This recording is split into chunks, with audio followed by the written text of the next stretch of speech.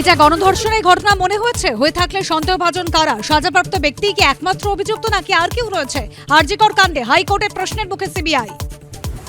Status রিপোর্টে মামলা বিলম্বিত হয়, সোজা কেস ডায়েরি আনুন। আরজিকর শুনানিতে সিবিআইকে নির্দেশ বিচারপতি ঘোষের।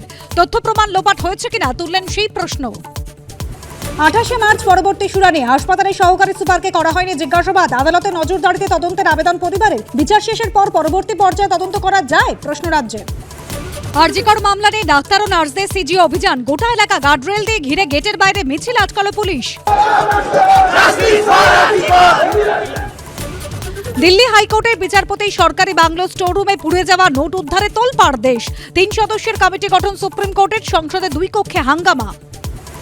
বেহালায় দক্ষিণ কলকাতা বিজেপি সাংগঠনিক সভাপতি সংবর্ধনা সভায় তুলকালাম। অনুপম ভট্টাচার্য তার অনুগামীদের লক্ষ্য করে কালি ছোড়ার অভিযোগ। চেয়ার ভাঙচুর ধুন্ধুমার। দিল্লিতে খোদ বিচারপতির বাংলোয় পোড়া নোট উদ্ধারে তোলপাড় দেশ। ষড়যন্ত্র বলছেন বিচারপতি, টাকার মালিককে। তদন্ত কমিটি গড়ল সুপ্রিম কোর্ট। ঘণ্টাখানেক সঙ্গে সমান রাত 8টা।